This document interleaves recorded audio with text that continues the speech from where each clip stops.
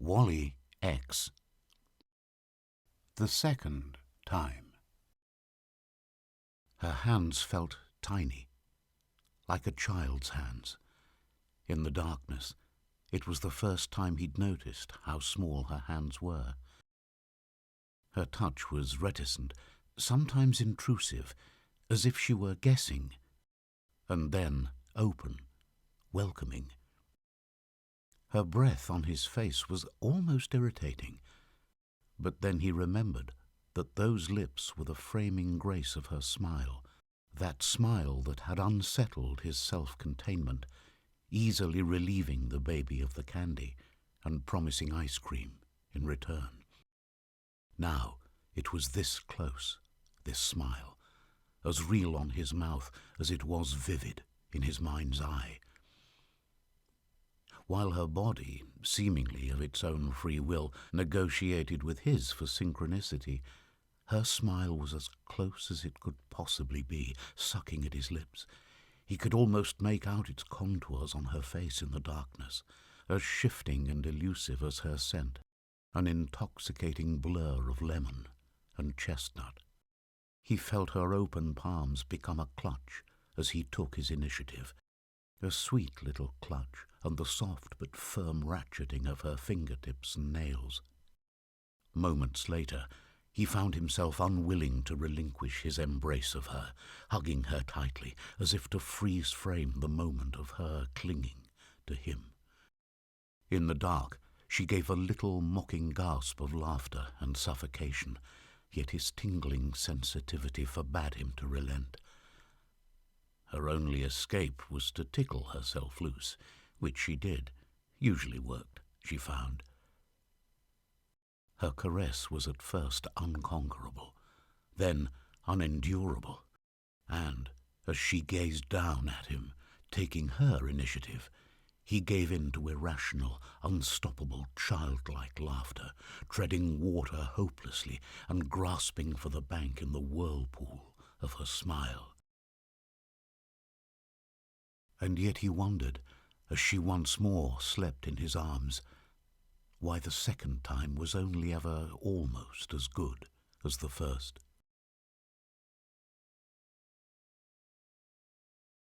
Andrew shouldered his way through the front door. A bicycle was leaning up behind it, and through the mayhem he heard Govinda shout that there wasn't enough food left. He sat down to join them all. They looked up at him with arrested, sheepish faces. "It's all right," Andrew said. "Daddy's still full from lunch." Govinda smiled to herself. He never ate lunch. Merely a matter of days before, he had been hopelessly distracted by the coquettish simplicity of her smile, and stirred to action moments later by the pained thought of ever seeing it directed at another man. He had asked her with clumsy urgency if he could take her out for supper one evening soon, tomorrow, maybe. He'd make sure she got home okay. She said yes, and they went out for supper that night, and she got home okay. The second date, the very next evening in a pub nearby, the nearest one, it didn't matter which, was the more spontaneous. Neither was in a hurry to leave, but then, after just one kiss, drinks unfinished, neither could leave quick enough. The following morning, with a memory so intoxicating and yet with scarcely any rational recollection of what actually happened, he awoke to find her still smiling in his arms.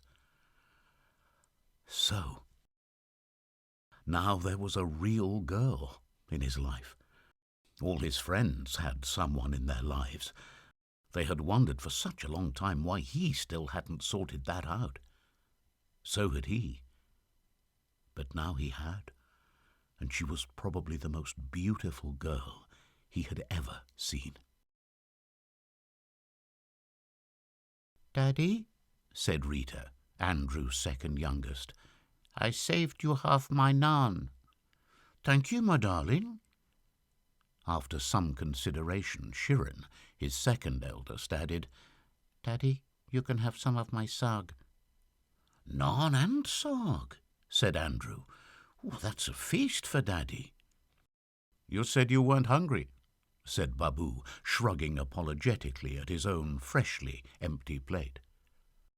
"You need your energy anyway, Babu," cautioned Govinda. "For the washing up?" Babu scowled and grunted. "Rashid's family have a dishwasher."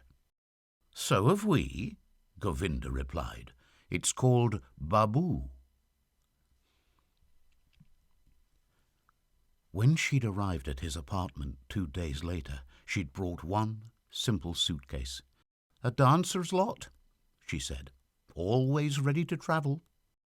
He found himself smiling incredulously, both at the innocence of her remark, together with the sparsity of her luggage, and she smiled at him, smiling at it. The only smile, for him, she'd ever need, even when it was quizzical. "What?" she said, shaking her head. "Travel," he said. "You're not thinking of going already?" "Only if—" She hesitated. "We both do." He could feel his head nodding, as if of its own free will. "Who's a lucky boy, then?"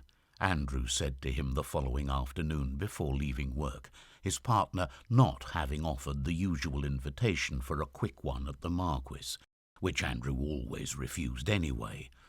"Who's a very lucky boy?" Andrew suspected that further offers of quick ones at the Marquis might lessen hereafter, as his partner seemed to leave the office with a certain boyish urgency these days. He came to know every item of clothing in that suitcase, every top, the 2 dresses, 1 skirt, the pair of jeans, and she had the physical gift of elevating intimate simplicities to sweet perfection. These days, his friends who were single, even those who weren't, looked at him as if from afar, with envious incredulity. The Percy Street office had not been Andrew's idea, but he was happy to accommodate his partner's central London aspirations with leafy, Flanneresque Charlotte Street just around the corner. He once described North Soho to Andrew as the Narnia of the C.S. Lewis books. "But Narnia was spellbound in winter, wasn't it?" Andrew argued.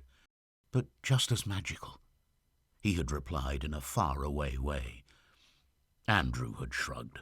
What the hell? It was the late 90s. There was Britpop, there were Spice Girls, Narnia.com, whatever. They took a lease on a 2-office and reception suite on the 1st floor. You could see the post office tower from the window. Both of them had an office each, but Andrew asked his partner to concede that sharing a secretary was economically preferable. 1 secretary, Columbine, and 1 receptionist. Not having a secretary of his own barely crossed his mind now. His new daily life had become a lavishly orchestrated wonderland of sensational frivolity. Morning tea, when she made it, was a mug of tea which, when she placed it before him, seemed to say, "Ravish me." Each meal, which he barely even tasted, seemed to tickle his throat all the way down to his stomach.